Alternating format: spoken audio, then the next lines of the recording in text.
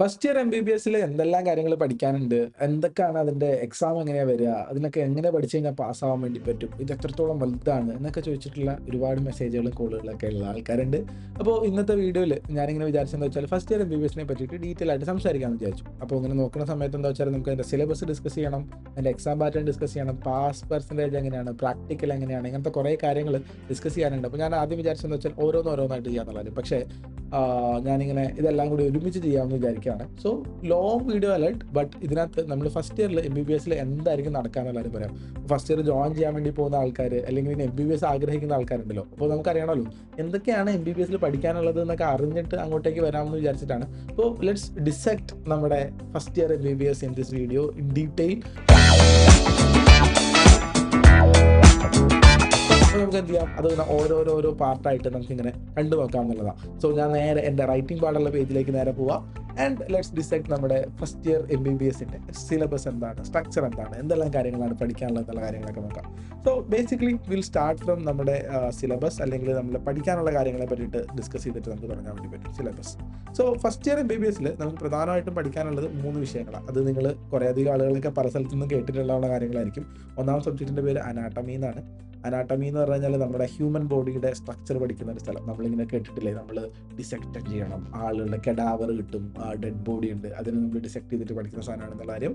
രണ്ടാമത്തെ അതുപോലെയുള്ള ഒരു സാധനമാണ് ഫിസിയോളജി എന്ന് പറയുന്ന ഒരു സബ്ജക്റ്റ് ഉണ്ട്. ഫിസിയോളജി എന്ന് പറഞ്ഞു കഴിഞ്ഞാൽ എന്താ പറയുക, നമ്മളെ ബോഡിയിലുള്ള നോർമൽ ഫംഗ്ഷനിങ് എങ്ങനെയാണ്. ഇപ്പോൾ +1 +2 നിങ്ങൾ പഠിച്ച ആൾക്കാരാകുമ്പോൾ നിങ്ങൾക്ക് ഓൾറെഡി അറിയാം നിങ്ങളുടെ അവിടെ digestion and absorption, breathing and exchange of gases, circulation, അതുപോലെ തന്നെ എക്സ്ക്രീഷൻ, ലോക്കോമോഷനൊക്കെ നിങ്ങൾ പഠിച്ചാണ്. അതിൻ്റെ ഹയർ സാധനങ്ങൾ പഠിക്കുന്ന സ്ഥലമാണ്. ആൻഡ് മൂന്നാം സ്ഥലം എന്താ വെച്ചാൽ that is known as but biochemistry എന്ന് പറയുന്ന സബ്ജക്റ്റാണ് നമ്മൾ അടുത്ത് പഠിക്കാനുള്ള സാധനങ്ങൾ. ബയോകെമിസ്ട്രി എന്ന് പറഞ്ഞു കഴിഞ്ഞാൽ +1 നമ്മൾ പഠിച്ചിട്ടുള്ള ബയോമോളിക്യൂൾ, അതുപോലെ ജെനറ്റിക്സ്, അങ്ങനത്തെ കുറച്ച് സാധനങ്ങൾ വരുന്ന സാധനങ്ങളാണ്. അതായത് നമ്മുടെ ബോഡിയുടെ ഉള്ളിൽ നടക്കുന്ന കെമിക്കൽ റിയാക്ഷൻസ് അതെങ്ങനെയൊക്കെയാണ് നടക്കുക, അതെങ്ങനെയൊക്കെയാണ് നോക്കുക എന്നുള്ള കാര്യങ്ങളാണ്. അപ്പോൾ ഇത് നമ്മൾ എങ്ങനെയാണ് പഠിക്കുക എന്ന് വെച്ച് കഴിഞ്ഞാൽ നമ്മുടെ കേരളത്തിൽ അല്ലെങ്കിൽ ഇന്ത്യയിൽ തന്നെ എങ്ങനെയാണ് വരാമെന്ന് വെച്ച് കഴിഞ്ഞാൽ ഇതിനെല്ലാത്തിനും രണ്ട് പേപ്പറായിട്ട് തിരിക്കുന്നുണ്ടാവും. ഇപ്പോൾ അനാട്ടമിയുടെ ഉള്ളിൽ നമുക്ക് അറിയാൻ വേണ്ടി പറ്റും, ഒരു അനാട്ടമി പേപ്പർ 1 ഉണ്ടാവും. നമുക്ക് എക്സാമിൻ്റെ പാറ്റേണിലേക്ക് കൂടി ആട്ടോ പോകുന്നത്. അതുപോലെ തന്നെ ഇതിനകത്ത് ഒരു പേപ്പർ 2 ഉണ്ടാവും, അനാട്ടമി പേപ്പർ 1 ആൻഡ് പേപ്പർ 2. അതുപോലെ തന്നെ ഫിസിയോളജിയുടെ ഉള്ളിൽ ഇതുപോലെ തന്നെ ഉണ്ടാവും, പേപ്പർ 1 ഉണ്ടാവും, അതുപോലെ തന്നെ പേപ്പർ 2 ഉണ്ടാവും. ഇതിങ്ങനെ 6 പരീക്ഷകളായിട്ടായിരിക്കും നമുക്കിത് മൊത്തം സാധനങ്ങൾ ഇട്ട് തരുന്നുണ്ടാവുക. ബയോകെമിസ്ട്രിക്കും പേപ്പർ 1 ഉണ്ടാവും, പേപ്പർ 2 ഉണ്ടാവും. ഇത് എന്തിനാണ് ഞാനിവിടുത്തെ ഇങ്ങനെ നിങ്ങൾക്ക് ഇവിടെ തന്നെ എഴുതി തരുന്നതെന്ന് വെച്ച് കഴിഞ്ഞാൽ നിങ്ങൾക്ക് ഒരു ധാരണ കിട്ടാൻ വേണ്ടിയിട്ടാണ് എന്തെല്ലാം കാര്യങ്ങളായിരിക്കും പഠിക്കേണ്ടി വരിക, എങ്ങനെയായിരിക്കും കാര്യങ്ങൾ ഉണ്ടാവുക എന്നുള്ളതാണ്. ഇപ്പോൾ നമുക്കറിയാൻ വേണ്ടി പറ്റും, അക്കോർഡിംഗ് ടു നമ്മുടെ ന്യൂ NMC, പുതിയ NMC ഗൈഡ് ലൈൻസ് അനുസരിച്ചിട്ട് ഇതിനകത്ത് മാറ്റങ്ങൾ വന്നിട്ടുണ്ട്. ഇതിപ്പോൾ ആക്ച്വലി പറഞ്ഞു കഴിഞ്ഞാൽ 2024, അതായത് ഈ വർഷത്തെ 2024 അപ്ഡേറ്റ് ആണ് നിങ്ങളോട് ഡിസ്കസ് ചെയ്യുന്നുണ്ടാവുക. ഇതിന് മുന്നേ ഉള്ള സാധനങ്ങൾ ഇപ്പോൾ 2023 ബാച്ചും സാധനങ്ങളൊക്കെ ഡിഫറെൻ്റ് ആയിട്ടുള്ള മേഖലയിലായിരുന്നു എക്സാം എഴുതിക്കൊണ്ടിരുന്നത്. ഞാനൊക്കെ പഠിക്കുന്ന സമയത്ത് ഡിഫറെൻ്റ് ആയിരുന്നു. ആൻഡ് ഇപ്പോൾ ഏറ്റവും ലേറ്റസ്റ്റ് ആയിട്ടുള്ള അപ്ഡേറ്റഡ് ആയിട്ടുള്ള സാധനങ്ങളായിരിക്കും ഉണ്ടാവുക. അപ്പോൾ ഇതിനകത്ത് നമ്മൾ ഇതിൻ്റെ ടോട്ടൽ സിലബസ്, എക്സാം പാറ്റേൺ, പാസ്സാവുന്ന കാര്യങ്ങളൊക്കെ ഡിസ്കസ് ചെയ്ത് നോക്കാം. സോ നമുക്ക് എന്ത് ചെയ്യാം, മുന്നോട്ട് പോയി നോക്കാം. സോ ഫസ്റ്റ് നമുക്ക് എന്ത് ചെയ്യാൻ വേണ്ടി പറ്റും, let's go and dissect anatomy. അത് എല്ലാവർക്കും ഏറ്റവും കൂടുതൽ താല്പര്യമുള്ള ഒരു വിഷയത്തിലുള്ള ഒരു സാധനമാണ് അനാട്ടമി എന്ന് പറയുന്ന സാധനം. അനാട്ടമി എന്താണ്, അനാട്ടമി എങ്ങനെ പഠിക്കാൻ വേണ്ടി പറ്റും, അനാട്ടമിയിലുള്ള ഡിഫറെൻറ്റ് ടോപ്പിക്കുകൾ എന്തെല്ലാണെന്നുള്ളത് നമുക്ക് ജസ്റ്റ് ആദ്യം ഒന്ന് മുന്നോട്ട് കണ്ടു നോക്കിയിട്ട് പോകാൻ വേണ്ടി പറ്റും. സോ സിമ്പിളായിട്ട് പറഞ്ഞു കഴിഞ്ഞാൽ നമ്മുടെ മുടി മുതൽ നഖം വരെയുള്ള, കാല് വരെയുള്ള, തല മുതൽ കാല് വരെയുള്ള എല്ലാ പാർട്ടും നമ്മൾ എന്ത് ചെയ്യണം, ജനറലൈസ് ചെയ്തിട്ട് മുഴുവനായിട്ടും പഠിക്കാനുണ്ട് അനാട്ടമിയിൽ എന്നുള്ളതാണ് ആദ്യം പറയാനുള്ള ഒരു കാര്യം. സോ നമുക്കിങ്ങനെ ആദ്യം പറയുകയാണെങ്കിൽ നമുക്ക് പഠിക്കാനുള്ള ഒരു ടോപ്പിക് എന്ന് പറഞ്ഞാൽ that is known as upper limb എന്ന് പറയും. അപ്പർ ലിംബ് എന്ന് പറഞ്ഞാൽ നമ്മുടെ ബേസിക്കലി കൈയിൻ്റെ എല്ലാ പാർട്ടും പഠിക്കണം. അതായത് കൈയിൻ്റെ ഇവിടെ മുതൽ നമ്മുടെ ഷോൾഡർ മുതൽ തന്നെ നിങ്ങൾക്ക് അറിയാലോ അല്ലേ, കൈ എന്ന് പറഞ്ഞു കഴിയുമ്പോൾ നമുക്ക് സ്റ്റാർട്ടിങ് വിത്ത് ഷോൾഡർ ആണ്.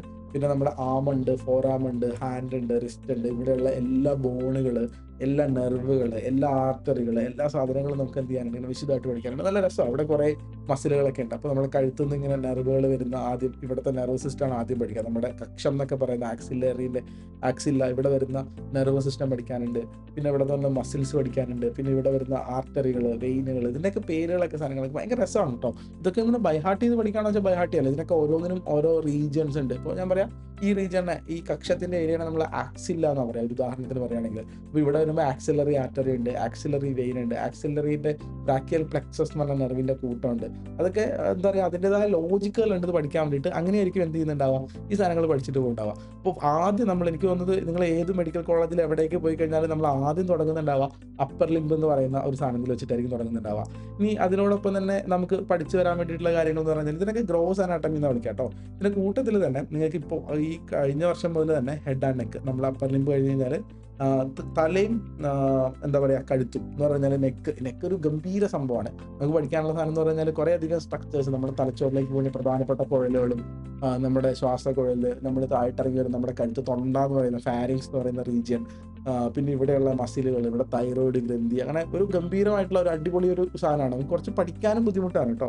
ഞാൻ പറയുകയാണെങ്കിൽ അപ്പർ ലിംബിൽ നമുക്ക് റിലേറ്റീവ്ലി ഈസി ആയിട്ട് പഠിച്ചെടുക്കാൻ വേണ്ടി പറ്റിയ സാധനമാണെങ്കിൽ ഹെഡ് ആൻഡ് നെക്ക് എന്ന് പറയുമ്പോൾ കുറച്ചൊരു ഡിഫിക്കൽട്ട് ആയിട്ടുള്ള സാധനം. അപ്പോൾ തലേൻ്റെ ഉള്ളിൽ ഇപ്പോൾ ഈ ഭാഗമൊക്കെ അല്ലേ ഫേസ് ഒക്കെ വരുന്ന, ഫേസ് ഒക്കെ വെച്ചാൽ ഭയങ്കര ബ്യൂട്ടിഫുൾ ആയിട്ടുള്ള അനാട്ടമി, ഒരുപാട് സാധനങ്ങൾ നമുക്ക് ചെയ്തെടുക്കാനൊക്കെ ഉണ്ട്. നല്ല രസമാണ് അത് പഠിച്ചെടുക്കാൻ വേണ്ടിയിട്ട്. പക്ഷേ കുറച്ച് നമുക്കിങ്ങനെ മെനക്കെട്ടിരുന്ന് പഠിക്കേണ്ടതായിട്ടുള്ള ആവശ്യം ഉണ്ടെന്നുള്ളതാണ് അവിടെ പറയാനുള്ളൊരു കാര്യം. ആൻഡ് നമ്മൾ ഹെഡ് ആൻഡ് നെക്ക് കഴിഞ്ഞ് കഴിഞ്ഞാൽ പിന്നെ അതിൻ്റെ കൂട്ടത്തിലുള്ള സാധനം എന്ന് പറഞ്ഞാൽ ന്യൂറോ അനാട്ടമിയാണ്. ന്യൂറോ അനാട്ടമി എന്ന് പറഞ്ഞു കഴിഞ്ഞാൽ നമുക്കറിയാൻ വേണ്ടി പറ്റും നമ്മുടെ ബ്രെയിനിൻ്റെ സാധനങ്ങൾ, നമ്മുടെ ഏതൊക്കെയാണ് നമ്മുടെ ബ്രെയിനിൻ്റെ പാർട്സ് സാധനങ്ങളൊക്കെ. അത് ശരിക്കും നമ്മൾ ഡിസെക്ഷൻ ഹാളിൽ നമുക്ക് എന്ത് ചെയ്യാൻ വേണ്ടി പറ്റും, ബ്രെയിനൊക്കെ എടുത്ത് കയ്യിൽ വെച്ച് നമുക്ക് എന്ത് ചെയ്യാൻ വേണ്ടി പറ്റും, പഠിക്കാൻ വേണ്ടി പറ്റും. ഇപ്പോൾ ഡിസെക്ഷനൊക്കെ ചെയ്യുമ്പോൾ എൻ്റെ ജീവിതത്തിലേക്കുള്ള ഏറ്റവും രസമുള്ള മൊമെൻറ്റുകളിലൊന്നായിരുന്നു. അതായത് നമ്മുടെ തലച്ചോറ് ഇങ്ങനെ ഓപ്പൺ ചെയ്ത്, അത് നമ്മളിങ്ങനെ വിചാരിക്കുന്ന പോലെ കോടാലിക്ക് അടിച്ചിട്ടൊന്നുമല്ല കേട്ടോ. അത് കൃത്യമായിട്ട് ഇത് ഓപ്പൺ ചെയ്യാൻ വേണ്ടിയിട്ട് ഇവിടെ ഇങ്ങനെ ആക്സോ ബ്ലേഡ് വെച്ചിട്ട് നമ്മുടെ മുമ്പിൽ ഒരു കെഡാവർ കിട്ടുന്നുണ്ടാവും. അത് നമ്മളിങ്ങനെ ആക്സോ ബ്ലേഡ് വെച്ചിട്ട് കറക്റ്റായിട്ട് ഇങ്ങനെ കട്ട് ചെയ്തിട്ട് നമ്മുടെ ഈ ഒരു ക്രേനിയൽ വോൾട്ട്, അതായത് നമ്മുടെ തലച്ചോറിൻ്റെ സാധനം നമ്മൾ എടുത്ത് റിമൂവ് ചെയ്ത് അതിനുള്ളിൽ നിന്ന് കിട്ടുന്ന നമ്മുടെ തലച്ചോറ് എന്ത് ചെയ്യുന്നുണ്ടാവും, നമ്മൾ പുറത്തെടുത്ത് വെച്ച് അതിനുള്ളിലുള്ള ഓരോ വരയും ഓരോ സാധനങ്ങളും ഓരോ സംഗതികളും നമ്മളെങ്ങനെ എന്ത് ചെയ്തിരിക്കണം, പഠിച്ചെടുക്കുന്ന ഒരു സാധനം. പിന്നെ തലച്ചോറിനെ ഇങ്ങനെ മുറിച്ച് നോക്കി അതിനുള്ളിൽ നമ്മൾ ഈ പഠിച്ചിട്ടുള്ള ഹൈപ്പോതലാമസ്, മെഡുല്ല ഒബ്ലോങ്കേട്ട, അതൊക്കെ നമ്മൾ കേട്ടുള്ള വാക്കുകളാണല്ലേ. അതൊക്കെ എന്താണ്, അതെങ്ങനെയാണെന്നുള്ള കാര്യങ്ങൾ പഠിക്കുന്ന ന്യൂറോ അനാട്ടമി എന്ന് പറയുന്ന ഒരു സാധനം. ഇത്രയും സാധനങ്ങളാണ് പ്രധാനമായിട്ടും നമ്മുടെ അനാട്ടമിയുടെ പേപ്പർ 1 ഒന്നാമത്തെ പേപ്പറിൽ വരുന്നുണ്ടാവുക. ഇനി ഇതിൻ്റെ കൂട്ടത്തിൽ തന്നെ നമുക്ക് പഠിക്കാനുള്ള സാധനം എന്ന് പറഞ്ഞു കഴിഞ്ഞാൽ ഡിഫറെൻറ്റ് കളറിൽ എഴുതാം അല്ലേ. ജനറൽ എംബ്രിയോളജി, എന്താണ് എംബ്രിയോളജി എന്ന് പറഞ്ഞ സാധനമുണ്ട്. അതായത് നമ്മളെ ഡെവലപ്മെൻറ്റിൽ നമ്മൾ എങ്ങനെയാണ് ചെയ്യാന്നുള്ള എംബ്രിയോളജി, ജനറൽ എംബ്രിയോളജി ആണ് പേപ്പർ 1 പേപ്പർ 2 അടുത്ത സാധനങ്ങൾ വരുന്നുണ്ടാവും. അതുപോലെ തന്നെ ഹിസ്റ്റോളജി എന്ന് പറഞ്ഞ സാധനമുണ്ട്. ഹിസ്റ്റോളജി എന്ന് പറഞ്ഞു കഴിഞ്ഞാൽ ഈ പറയുന്ന എന്താ പറയുക, നമ്മുടെ ടിഷ്യൂകൾ, നമ്മുടെ ബോഡിയിലുള്ളിൽ ഒരുപാട് ടിഷ്യൂകൾ ഉണ്ടല്ലോ, ഈ ടിഷ്യൂകളിൻ്റെ അറേഞ്ച്മെൻറ്റ് സാധനങ്ങളൊക്കെ. ഇതെങ്ങനെ ഹിസ്റ്റോളജി പഠിക്കാന്ന് വെച്ചാൽ നമ്മുടെ ബോഡിയുടെ ഓരോ പാർട്സ്, ഇപ്പോൾ ഞാൻ പറയുന്നത് സ്കിന്നിൻ്റെ സ്ലൈഡ് ഉണ്ടാക്കി മൈക്രോസ്കോപ്പിൽ വെച്ച് നമ്മൾ നോക്കും. അത് ഹിസ്റ്റോളജി ലാബുകളുണ്ട്. ഹിസ്റ്റോളജി ലാബിൽ നമ്മൾ പോകാനുണ്ട്. അനാട്ടമിയുടെ പ്രാക്ടിക്കലിൻ്റെ ഭാഗമായിട്ട് നമ്മൾ ഡിസെക്ഷൻ ഹാളിൽ മാത്രമല്ല ഹിസ്റ്റോളജി ലാബിലും പോകാനുണ്ട്. അപ്പോൾ ഹിസ്റ്റോളജി ലാബിൽ നമ്മൾ പോയി കഴിഞ്ഞ് കഴിയുമ്പോൾ അവിടെ നമ്മളിങ്ങനെ ഓരോ പാർട്ടും, ഇപ്പോൾ ഞാൻ പറയാം തൊലി, നാവ്, ഈ തൊണ്ട, pharynx, oesophagus, stomach, jejunum, ileum, അങ്ങനെ ഓരോരോ പാർട്ടിൻ്റെയും, റെക്റ്റം, പിന്നെ ഏതൊക്കെ സാധനങ്ങളുണ്ട്, ഇപ്പോൾ thyroid gland, adrenal gland, testis, ovary, അങ്ങനെ നമ്മുടെ ബോഡിയിലുള്ള എല്ലാ സകല എന്താ പറയുക അവയവങ്ങളുടെയും നമ്മൾ എന്ത് പഠിക്കാനുണ്ട്, ഇതിൻ്റെ കോശങ്ങൾ എങ്ങനെ ഇരിക്കും എന്നുള്ള കാര്യം. ഇതിൻ്റെ പരീക്ഷയൊക്കെ ബഹുരസമാണ്. കാരണം പരീക്ഷയ്ക്ക് എങ്ങനെയായിരിക്കും എന്ന് വെച്ചാൽ പരീക്ഷയ്ക്ക് അവരൊരു സ്ലൈഡ് നമുക്ക് തരും. ആ സ്ലൈഡ് തന്നിട്ട് സ്ലൈഡ് നമ്മൾ മൈക്രോസ്കോപ്പിലൂടെ നോക്കിയിട്ട് നമുക്ക് പറയാൻ വേണ്ടി പറ്റണം ഇത് ഏത് അവയവമാണ് ആ സാധനം എന്നുള്ള കാര്യം പറയാൻ, അതിൻ്റെ ഡീറ്റെയിൽ പറയാനൊക്കെ ഉണ്ട്. നല്ല രസമാണ്. എനിക്ക് തോന്നുന്നതെന്ന് വെച്ചാൽ നമ്മുടെ മെഡിക്കൽ ഫാക്ട് എന്നുള്ള വീഡിയോ സീരീസിൽ ആ സാധനം നമ്മൾ എങ്ങനെ മുന്നോട്ട് പോകാം എന്നുള്ള കാര്യം നമുക്ക് പഠിക്കാൻ വേണ്ടിയിട്ട് പറയാൻ വേണ്ടി പറ്റും. ഹിസ്റ്റോളജി ഉണ്ട്. അതിനുശേഷം നമുക്ക് ജനറ്റിക്സ് ഉണ്ട്. നമ്മൾ +2 തന്നെ ജനറ്റിക്സ് പഠിക്കുന്ന സമയത്ത് ചില ആൾക്കാരൊക്കെ അയ്യോ ജനറ്റിക്സ് അമ്മേ എനിക്ക് താല്പര്യമില്ല എന്നൊക്കെ പറയുന്ന ആൾക്കാരുണ്ടെന്ന് എനിക്കറിയാം. പക്ഷേ ജനറ്റിക്സും കൂടി പഠിക്കാനുണ്ട്. ഇത്രയും സാധനങ്ങൾ കഴിഞ്ഞ് കഴിഞ്ഞാൽ നമ്മൾ പറയുന്ന നമ്മുടെ അനാട്ടമിയുടെ സോക്കോൾ പേപ്പർ 1 കഴിഞ്ഞു. ഇനി പേപ്പർ 2 പോകുന്ന സമയത്ത് അനാട്ടമിയിൽ എന്തെല്ലാം എന്താ പറയുക സംഗതികളാണ് സാധനങ്ങളാണ് ഉള്ളതെന്ന് ചോദിച്ചു കഴിഞ്ഞാൽ അത് എന്താ പറയുക ബാക്കി പാർട്സ് നമ്മുടെ ബോഡിയിൽ ഇനി ബാക്കിയുള്ള സാധനങ്ങൾ എന്തൊക്കെയാണോ അതാണ് പേപ്പർ 2 വരിക. പേപ്പർ 2 ഗ്രോസിലേക്ക് വരുമ്പോൾ നമുക്ക് ഏറ്റവും കൂടുതൽ പഠിക്കാനുള്ള സാധനം എന്ന് പറഞ്ഞാൽ നമ്മുടെ തൊറാക്സ് എന്ന് പറഞ്ഞ സാധനം. തൊറാക്സ് എന്ന് പറഞ്ഞാൽ നമ്മുടെ നെഞ്ച് പഠിക്കുമ്പോൾ അതൊരു ഭയങ്കര എക്സ്പീരിയൻസ് ആയിട്ടുള്ള സാധനമാണ് കേട്ടോ. കാര്യം എന്ന് വെച്ചാൽ നെഞ്ച് പഠിക്കുന്ന സമയത്ത് നമ്മുടെ നെഞ്ച് തുടക്കത്തിൽ പഠിക്കും. അപ്പോൾ നെഞ്ചിൽ ആദ്യം പഠിക്കുകയാണ് നമ്മുടെ ബ്രസ്റ്റാണ്. ഇവിടെയുള്ള ബ്രസ്റ്റ് എന്ന് പറയുന്ന ഈ ഒരു ഓർഗൻ ഇല്ലേ, മുല്ല എന്നൊക്കെ പറയുന്ന സാധനമുണ്ടല്ലോ. ഇതിൻ്റെ സ്ട്രക്ചർ ഉണ്ട്. ആണുങ്ങളിലും പെണ്ണുങ്ങളിലും ഒക്കെ ഉള്ള ഓർഗനാണല്ലോ. അത് കഴിഞ്ഞ് നമ്മുടെ നെഞ്ചും കൂട് നമ്മൾ തുറന്നു കഴിയുമ്പോൾ അതിനുള്ളിൽ ലെങ്സ് കാണാം, ഹൃദയം കാണാം, വലിയ രക്തക്കൊഴലുകൾ കാണാം. അപ്പോൾ ഹാർട്ടൊക്കെ തുറന്ന് ഹാർട്ടിൻ്റെ ഓരോ ചേമ്പറൊക്കെ എൻ്റെ ജീവിതത്തിൽ ഏറ്റവും ബ്യൂട്ടിഫുൾ ആയിട്ടുള്ളൊരു മൊമെൻറ്റ് ഉണ്ടോ അത് റീക്രിയേറ്റ് ചെയ്യാമെന്ന് വെച്ച് കഴിഞ്ഞാൽ എനിക്ക് എൻ്റെ കയ്യിൽ ഞാനിങ്ങനെ കട്ട് ചെയ്തിട്ട് ഹാർട്ട് എടുത്തൊരു മൊമെൻറ്റ് ഉണ്ട് ഫസ്റ്റ് ഇയറിൽ. അന്ന് എൻ്റെ ഫ്രണ്ട്സും എല്ലാവരും ചുറ്റും ഉണ്ടായിരുന്നു. സോ ഇറ്റ് വാസ് ലൈക്ക് എനിക്ക് ഭയങ്കര ഇൻട്രസ്റ്റിംഗ് ആയിട്ട് ഫീൽ ചെയ്തിട്ടുള്ളൊരു സമയമായിരുന്നു. സോ നമ്മളൊരു മെഡിക്കൽ സ്റ്റുഡൻ്റ് ആയിട്ട് വരുന്ന സമയത്ത് ഡെഫിനറ്റ് ആയിട്ട് നമ്മൾ തൊറാക്സ് പഠിക്കുമ്പോൾ നമുക്ക് ഹാർട്ടൊക്കെ റിയലി നമ്മൾ കയ്യിലെടുത്തിട്ട് നമുക്ക് പഠിക്കാൻ വേണ്ടി പറ്റും. അത് കഴിഞ്ഞ് കഴിഞ്ഞാൽ നമ്മുടെ തൊട്ട് താഴേക്കുള്ള സാധനം എന്ന് പറഞ്ഞു കഴിഞ്ഞാൽ അബ്ഡോമൻ ഉണ്ട്. അബ്ഡോമൻ ആൻഡ് പെൽവിസ് അങ്ങനെ പറയാം. നമ്മുടെ വയറും മറ്റേ എന്താ പറയുക അതിൻ്റെ താഴ്ഭാഗത്തേക്കുള്ള സാധനങ്ങൾ. പിന്നെ നമ്മുടെ ലോവർ ലിംബ് എന്ന് പറഞ്ഞാൽ നമ്മുടെ കാല്, അത് ആ ഭാഗത്തേക്കുള്ള സാധനങ്ങൾ. ഇതൊക്കെ എങ്ങനെ പഠിക്കുക ഈ പറയുന്ന സാധനങ്ങൾ. ഞാൻ ഈ പർപ്പിൾ എഴുതിയ സാധനങ്ങളൊക്കെ ഗ്രോസ് അനാട്ടമി എന്നാണ് വിളിക്കുക കേട്ടോ. ഇതെല്ലാത്തിനും കൂടെ ചേർത്തിട്ട് ഞാനിപ്പോൾ ഈ പേപ്പർ 1 പേപ്പർ 2 ഒക്കെ പർപ്പിളിൽ നിങ്ങൾക്ക് എഴുതി കാണിച്ചിട്ടുള്ള ഈ സാധനങ്ങൾ എല്ലാത്തിനെയും കൂടി നമ്മൾ വിളിക്കുന്ന പേരെന്താണെന്ന് വെച്ചാൽ this is known as what gross anatomy എന്ന് വിളിക്കുക. ഇതെല്ലാം നമ്മൾ ശരിക്കും ഹ്യൂമൻ ബോഡിയിൽ ശരിക്കുള്ള ഹ്യൂമൻ ബോഡി ഡിസെക്ട് ചെയ്തിട്ടാണ് നമ്മൾ എന്ത് ചെയ്യുന്നുണ്ടാവുക പഠിക്കുന്നുണ്ടാവുക, ഗ്രോസ് അനാട്ടമി നമ്മൾ പഠിക്കുന്നുണ്ടാവുക.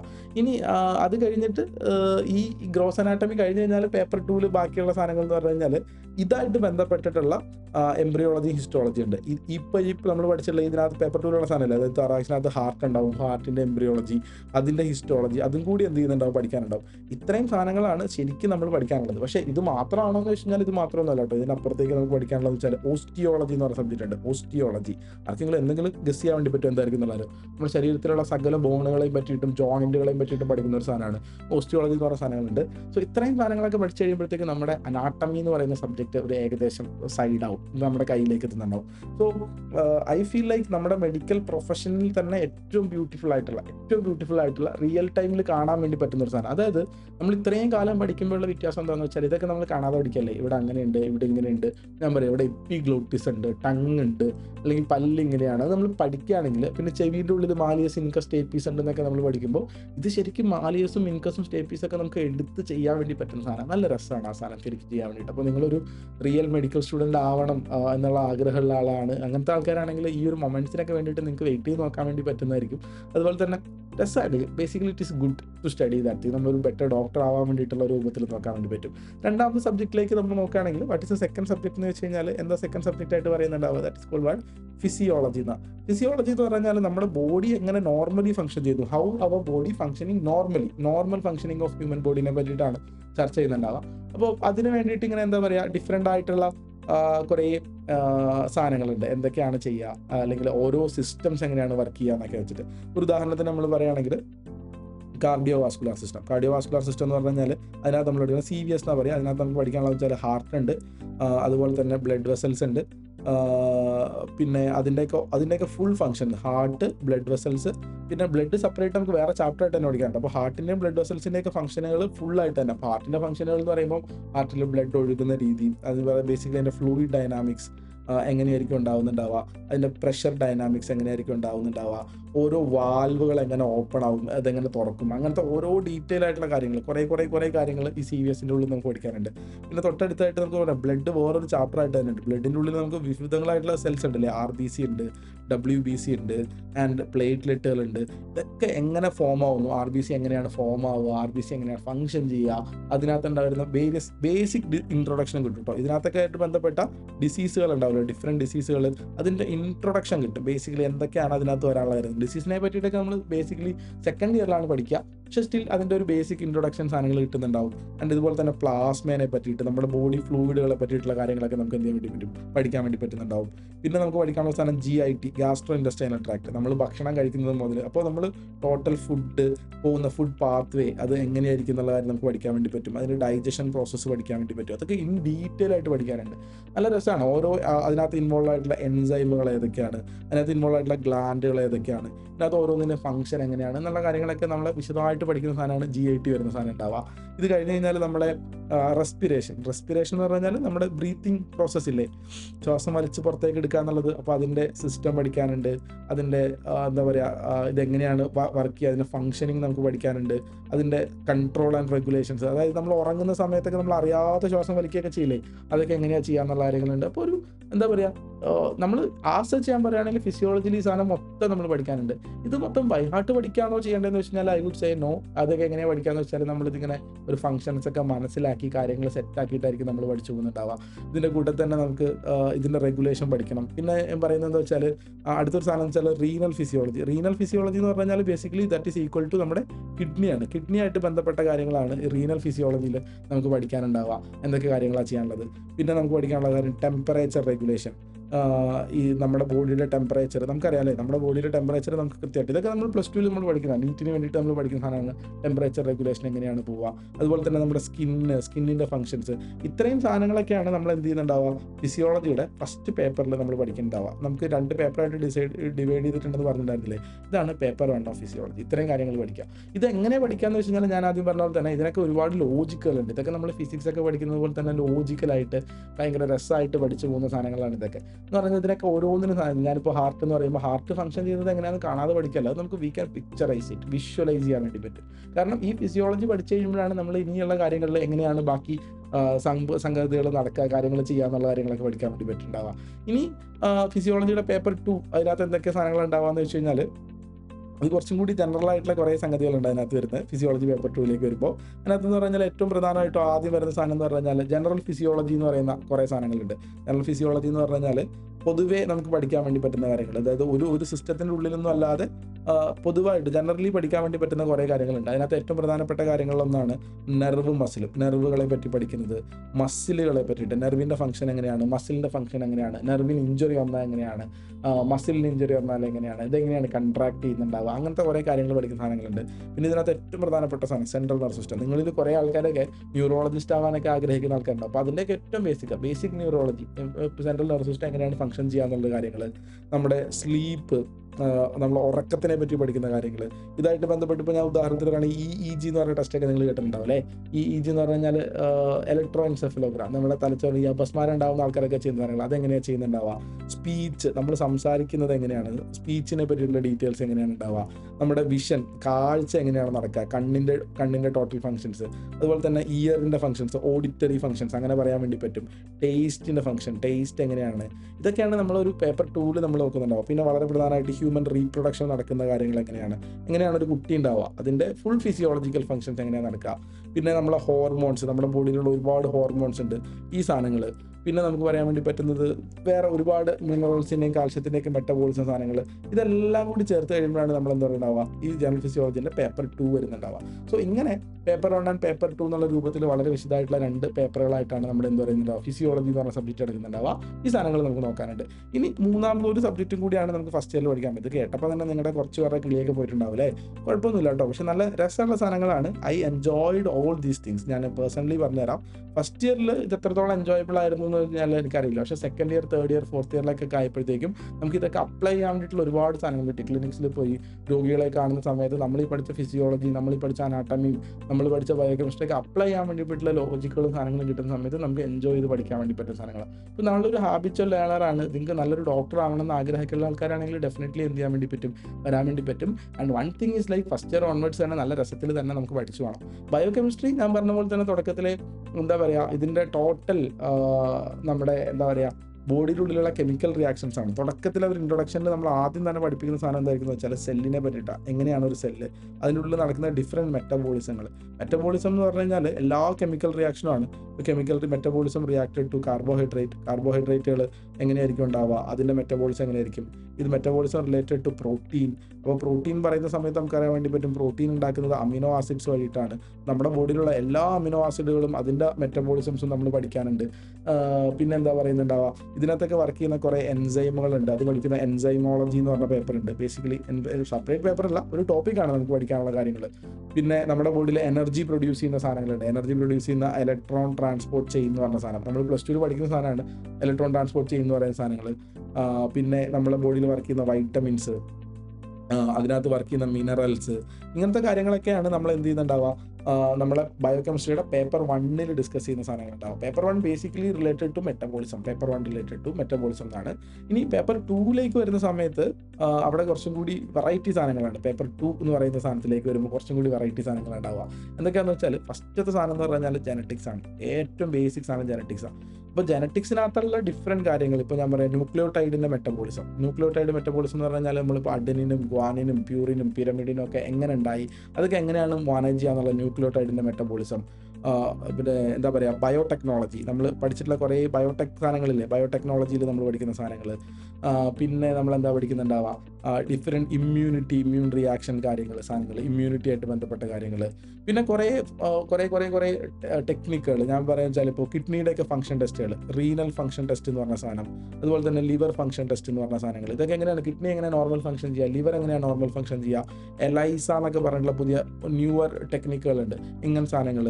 Will be learning about cancer, why the cancer എങ്ങനെ ഉണ്ടാവുന്നു, ക്യാൻസറിൻ്റെ ഡീറ്റെയിൽ എന്തൊക്കെയാണ്, ഇങ്ങനത്തെ പേപ്പറുകളൊക്കെ നമ്മൾ ഭയങ്കര രസമായിട്ടുള്ള സാധനങ്ങളാണ്. കേൾക്കുമ്പോൾ കുറച്ചേ ഉള്ളൂങ്കിലും ഇതിനകത്ത് പറയുന്നില്ല ഈ ജനറ്റിക്സ് എന്നൊക്കെ പറയുന്ന സാധനങ്ങളും ന്യൂക്ലിയോടൈഡ് മെറ്റബോളിസം ഒക്കെ ഭയങ്കര ഹയർ വാല്യൂഡ് ആണ്. ഒരുപാട് കാര്യങ്ങൾ നമുക്ക് അതിനകത്ത് പഠിച്ചെടുക്കാനുണ്ട്. സോ ഇങ്ങനെയൊക്കെ ചെയ്യുന്ന ഈ ഒരു സാധനത്തിലാണ് നമ്മുടെ എന്ത് പറയുന്നുണ്ടാവുക, നമ്മുടെ സിലബസ് വരുന്നുണ്ടാവുക. സിലബസ് കേട്ട് ചില ആൾക്കാരൊക്കെ ഞെട്ടിപ്പോയിട്ടുണ്ടെന്നുള്ള കാര്യം എനിക്കറിയാം. പക്ഷേ അതൊരു ഇമ്പോസിബിൾ സാധനമൊന്നുമല്ല. നമുക്കിതൊരു മെഡിക്കൽ സ്റ്റുഡൻറ്റ് എന്നുള്ള നിലയിൽ എസ്പെഷ്യലി നീറ്റൊക്കെ എഴുതിയെടുത്ത് വന്ന ആൾ എന്നുള്ള രൂപത്തിൽ നമുക്ക് മനസ്സിലാക്കി എടുക്കാൻ വേണ്ടി പറ്റുന്ന കാര്യങ്ങളാണ്. ഇതിനകത്ത് ഏറ്റവും ഇമ്പോർട്ടൻ്റ് ആയിട്ടുള്ള കാര്യം എന്ന് പറഞ്ഞാൽ നീറ്റിനൊക്കെ വേണ്ടിയിട്ട് നമ്മൾ പ്രിപ്പയർ ചെയ്യണം എന്ന് പറയില്ലേ, അതിൻ്റെ ഒരു ഉദ്ദേശം ഇത് തന്നെയാണ്. കാരണം നീറ്റിന് വേണ്ടിയിട്ട് ഫിസിക്സ്, കെമിസ്ട്രി, ബയോളജി ഒക്കെ നല്ല നിലയിൽ തറവായിട്ട് പഠിച്ചിട്ടുള്ള ഒരാൾക്ക് ഈ സാധനങ്ങൾ അപ്രോച്ചബിൾ ആയിരിക്കും, വലിയ കുഴപ്പമില്ലാത്ത രൂപത്തിൽ പോകാൻ വേണ്ടി പറ്റും. ഞാൻ ഈ ഫോറിൻ MBBS കുറ്റം പറയുന്ന ആളല്ല, പക്ഷേ സ്റ്റിൽ ഫോറിൻ MBBS പോകാൻ വേണ്ടിയിട്ട് ചില ആൾക്കാർ ഒന്നും പഠിക്കാതെ പോകും. അങ്ങനത്തെ ആൾക്കാർക്ക് ഇത് കുറച്ചൊരു ബുദ്ധിമുട്ടാവാൻ സാധ്യതയുണ്ട്. ജസ്റ്റ് ഇൻഫോമിങ് യു ദാറ്റ് ഇത് കുറച്ചധികം പഠിക്കാനുള്ള കാര്യങ്ങളാണ്. അപ്പോൾ നിങ്ങൾ കുറച്ചധികം മെനക്കെട്ട് പഠിച്ചിട്ട് തന്നെ മുന്നോട്ട് പോകണം എന്നുള്ള കാര്യങ്ങളാണ്. ഇനി അടുത്തത് നമുക്ക് എക്സാം പാറ്റേണിനെ പറ്റി ഡിസ്കസ് ചെയ്താലോ, എങ്ങനെയായിരിക്കും എക്സാം നടക്കുക എന്നുള്ള കാര്യങ്ങൾ. ഞാൻ ഓൾറെഡി നിങ്ങൾക്ക് പറഞ്ഞു തന്നിരുന്നു, 2 പേപ്പറായിട്ടാണ് നടക്കുക എക്സാംസ് നടക്കുന്നുണ്ടാവുക. അപ്പോൾ എക്സാംസ് ബേസിക്കലി തിയറി നടക്കുന്നുണ്ട്, പിന്നെ നമുക്ക് എങ്ങനെ ഉണ്ടാവും, പ്രാക്ടിക്കൽ എക്സാം നടക്കുന്നുണ്ടാവും. അപ്പോൾ ഓരോ സബ്ജക്റ്റിനും തിയറിയും പ്രാക്ടിക്കലും ഉണ്ടാവും. തിയറി നടക്കുന്നത് 2 പേപ്പറായിട്ടാണ് നടക്കുന്നുണ്ടാവുക. അപ്പോൾ ഓരോ സബ്ജക്റ്റിനും പേപ്പർ 1 ഉണ്ട്, നമ്മൾ ഓൾറെഡി കാണിച്ചു തന്നല്ലോ. പേപ്പർ 2 ഉണ്ട്. ഇങ്ങനെ പേപ്പർ 1 പേപ്പർ 2 ആണ്. ഇത് 100 മാർക്കിൻ്റെ എക്സാമാണ്, ഇതും 100 മാർക്കിൻ്റെ എക്സാമാണ്. അപ്പോൾ ടോട്ടൽ നമ്മുടെ മാർക്ക് എത്ര വരുന്നതെന്ന് വെച്ചാൽ രണ്ടിനും കൂടെ ചേർത്ത് 200 മാർക്ക് വരും. ഇതിൽ പാസ്സാവാൻ വേണ്ടിയിട്ട് നമുക്ക് 50% മാർക്ക് വേണം, 50% മാർക്ക്. അതായത് 200ൽ 2 പേപ്പറും കൂടി കമ്പൈൻ ചെയ്തിട്ട് 100 മാർക്ക് കിട്ടിക്കഴിഞ്ഞാൽ നമ്മൾ എന്താവും, പാസ്സായി വരുന്നുണ്ടാവും. സോ ഇപ്പം നമുക്ക് പാസ്സാവണമെങ്കിൽ നമുക്ക് വേണ്ടത് എത്ര മാർക്കാണ്, ഈ പറയുന്ന 50% മാർക്കാണ്. പിന്നെ ഇപ്പോൾ വന്നിട്ടുള്ള പുതിയൊരു അപ്ഡേറ്റ് പ്രകാരം ഒരു എളുപ്പമുണ്ട് കേട്ടോ. തിയറിക്ക് 40% മാർക്കും ഈ പ്രാക്ടിക്കലിന് 60% മാർക്ക് ഉണ്ടെങ്കിൽ നമുക്ക് പാസ്സാക്കാൻ വേണ്ടി പറ്റും. ടോട്ടൽ ടുഗദർ ചെയ്താൽ മതി. അപ്പോൾ തിയറിക്ക് മാത്രം 50 കിട്ടിയില്ലെങ്കിലും കുഴപ്പമില്ല. തിയറിക്ക് ഒരു 45 ആയിപ്പോയെങ്കിൽ പ്രാക്ടിക്കലിന് 55 വാങ്ങിയിട്ട് നമുക്ക് അഡ്ജസ്റ്റ് ചെയ്തിട്ട് പാസ്സാവാനുള്ള ഒരു നിവൃത്തി ഉണ്ട് എന്നുള്ള കാര്യമാണ് പറയാനുള്ളത്. ഇനി ഇതിൻ്റെ ക്വസ്റ്റ്യൻസ് ചോദിക്കുന്ന രീതി എന്ന് വെച്ച് കഴിഞ്ഞാൽ 100 മാർക്കിൻ്റെ ക്വസ്റ്റ്യൻ പേപ്പർ ആണല്ലോ ചോദിക്കുക. അപ്പോൾ 100 മാർക്കിന് എങ്ങനെ ക്വസ്റ്റ്യൻ ചോദിക്കാന്ന് വെച്ച് കഴിഞ്ഞാൽ ഭയങ്കര സിമ്പിൾ സ്ട്രെയിറ്റ് ഫോർവേഡ് ആണ്. അവർ 10 മാർക്കിൻ്റെ 10 മാർക്സിൻ്റെ 2 എസ്സേ ചോദിക്കും. 2 എസ്സേ ക്വസ്റ്റ്യൻ. അത് ലോങ് എസ്സേ ആയിരിക്കും, നമുക്കിങ്ങനെ നീട്ടി പരത്തി എഴുതേണ്ടി വരും എല്ലാ ഡീറ്റെയിലും. 10 മാർക്സിൻ്റെ ക്വസ്റ്റ്യൻ ആണ്. അപ്പോൾ നമ്മൾ നല്ല വിശദമായിട്ട് എഴുതണം. ഇത് എല്ലാ സബ്ജക്റ്റിലും ഇങ്ങനെ തന്നെയാണ് കേട്ടോ. 10 മാർക്കിൻ്റെ 2 എസ്സേ ഉണ്ടാവും. പിന്നെ അവർ ചോദിക്കുന്നതെന്ന് വെച്ചാൽ ഷോർട്ട് എസ്സേ ആണ്. 6 മാർക്കിൻ്റെ എസ്സേ ആണ് ഉണ്ടാവുക. 6 മാർക്കിൻ്റെ ഷോർട്ട് എസ്സേ ആണ്. അത് 6 എണ്ണം ഉണ്ടാവും. 6 ഷോർട്ട് എസ്സേ ഉണ്ടാവും. ഇതിനകത്ത് നമ്മൾ ഫുള്ളായിട്ട് എഴുതണ്ട, അവർ എന്താണോ ചോദിച്ചത് ആ സാധനം മാത്രം ചെയ്താൽ മതി. അപ്പോൾ നമുക്കറിയാൻ വേണ്ടി പറ്റും 10 മാർക്കിൻ്റെ 2 എസ്സേ എന്ന് പറയുമ്പോൾ എത്ര മാർക്കായി മക്കളെ, 20 മാർക്കായി. 6 ഷോർട്ട് എസ്സേ 6 മാർക്കിൻ്റെ എന്ന് പറഞ്ഞാൽ 36 മാർക്കായി. ഇപ്പോൾ ഇതാണ് 2 സാധനങ്ങൾ. അപ്പോൾ ബേസിക്കലി എസ്സേ ഷോർട്ട് എസ്സേ പിടിച്ചാൽ തന്നെ നമ്മൾ പാസ്സായി. കാരണം ഇത് രണ്ടും കൂടി ചെയ്ത് 56 മാർക്കായില്ലേ. അപ്പോൾ എസ്സേ ടോപ്പിക്കുകളും ഷോർട്ട് എസ്സേ ടോപ്പിക്കുകളൊക്കെ തന്നെ അറിയാമെങ്കിൽ നമ്മൾ എന്ത് ചെയ്തും കുറച്ചൊക്കെ കഴിച്ചിലായി വരുന്നുണ്ടാവും. പിന്നെ നമുക്ക് വരാനുള്ള സാധനങ്ങൾ എന്ന് പറഞ്ഞു കഴിഞ്ഞാൽ നമുക്ക് 4 മാർക്കിൻ്റെ ഷോർട്ട് നോട്ടുകളുണ്ട്. 4 മാർക്കിൻ്റെ എക്സാമാണ്. അത് 6 ഷോർട്ട് നോട്ടുകളാണ്. അപ്പോൾ അത് കറക്റ്റായിട്ട് ടു ദ സ്പെസിഫിക് ആയിട്ട് ഒരു ചോദ്യം ചോദിക്കുന്നുണ്ടാവും. അതിനെ പറ്റിയിട്ടാണ് നമ്മൾ എഴുതേണ്ടത്. അപ്പോൾ ഇത് 24 മാർക്കിനുള്ള സാധനം. ഇപ്പോൾ ടോട്ടൽ എത്ര മാർക്കായെന്ന് കണക്ക് കൂട്ടിക്കോട്ടോ. ടോട്ടൽ 80 മാർക്കിനുള്ള സാധനങ്ങൾ വന്നിട്ടുണ്ട്. പിന്നെ MCQ ആണ് ഉണ്ടാവുക. അതൊരു നമുക്ക് എൻട്രൻസ് പഠിച്ച ആൾക്കാർക്ക് നല്ല രസമായിട്ടുള്ള സാധനങ്ങളാണ് അല്ലേ. അപ്പോൾ 1 മാർക്കിൻ്റെ MCQ, 1 മാർക്ക് MCQ ഉണ്ടാവും. അത് എത്ര ഉണ്ടാവും വെച്ചാൽ 20 എണ്ണം ഉണ്ടാവും. അത് 20 മാർക്കിനാണ്. അങ്ങനെയാണ് 100 മാർക്ക് നമുക്ക് ഓരോ സ്ഥലത്തും വരുന്നുണ്ടാവുക. ഇതിനകത്ത് ഏറ്റവും difficult to score definitely MCQ തന്നെയാണ്. പക്ഷേ നമ്മളെ സംബന്ധിച്ചിട്ട് ഇപ്പോൾ ഒരു എൻട്രൻസ് ഒക്കെ എഴുതി കയറിപ്പോയ ആൾക്കാർക്ക് ഈ 10 മാർക്കിൻ്റെ എസ്സേ എഴുതലും 6 മാർക്കിൻ്റെ ഷോർട്ട് എസ്സേ എഴുതലും 4 മാർക്കിൻ്റെ ഷോർട്ട് നോട്ട് എഴുതലൊക്കെ ഡിഫിക്കൽട്ട് തന്നെയായിരിക്കും. കാരണം എന്താണെന്ന് വെച്ചാൽ ഇറ്റ് ഈസ് ലൈക്ക് എന്താ പറയുക, ഹ്യൂജ് ടാസ്ക്. നമുക്കിങ്ങനെ ഇതുവരെ നമുക്ക് ശീലമില്ലാത്ത പോലത്തെ സാധനങ്ങളായിരിക്കും ഈ എസ്സേ ഒക്കെ എഴുതുന്നത്. അപ്പോൾ നമ്മൾ തുടക്കത്തിലൊക്കെ ഉള്ള എക്സാമുകളിലൊക്കെ നമ്മൾ ഫെയിലായി പോകാനൊക്കെ സാധ്യതയുണ്ട്. ഇപ്പം ഞാൻ ഫെയിലായിട്ടുണ്ട് എക്സാമുകളിലൊക്കെ. കാരണം വെച്ചാൽ നമുക്കിങ്ങനെ എക്സാം എഴുതി ശീലം ഉണ്ടാവില്ല. അതായത് how to write an essay നമ്മൾ എങ്ങനെ എഴുതണം, how to write a short essay അത് നമ്മൾ എങ്ങനെ എഴുതണം, പിന്നെ അതുപോലെ തന്നെ how to write a short note, ഇതൊക്കെ നമ്മൾ എന്ത് ചെയ്യണം, പഠിക്കണം. ഇത് എൻ്റെ ഒരു മെത്തേഡ് ഉണ്ട്. ആ മെത്തേഡ് തന്നെ പഠിക്കണം. കാരണം വെച്ചാൽ നമ്മുടെയൊക്കെ പ്രൊഫസർമാർ അവർ പഠിച്ചെടുത്തൊരു മെത്തേഡ് ഉണ്ട്. ആ മെത്തേഡ് നോക്കി കഴിഞ്ഞാൽ അവർ മാനുവലി വാല്യൂ ചെയ്യുന്ന സാധനമല്ലേ. അപ്പോൾ നമ്മൾ ആ ഒരു മെത്തേഡിൽ തന്നെ ചെയ്തു വന്നെങ്കിലേ ചെയ്യാൻ വേണ്ടി പറ്റുള്ളൂ. ഇതേപോലെ നമുക്ക് ചെയ്തെടുക്കാൻ വേണ്ടി പറ്റും. ഇനി ഒരു ഫ്യൂ വേർഡ്സ് റിഗാർഡിങ് നമ്മുടെ പ്രാക്ടിക്കലിനെ പറ്റി പറയുകയാണെങ്കിൽ, ബേസിക്കലി പ്രാക്ടിക്കലിന് നമുക്ക് ഇതിനകത്തൊക്കെ ഇതാണല്ലോ ഉണ്ടാവും. ഇപ്പോൾ അനാട്ടമിയിലെ പ്രാക്ടിക്കലിനെ പറ്റിയിട്ട് നിങ്ങൾക്ക് പറഞ്ഞു തന്നിട്ടുണ്ടായിരുന്നു. അനാട്ടമി നമുക്ക് ഹിസ്റ്റോളജിയും അല്ലെങ്കിൽ ഗ്രോസ് അനാട്ടമി, ഓസ്റ്റിയോളജിൻ്റെ ഒക്കെ പ്രാക്ടിക്കൽ ഉണ്ട്.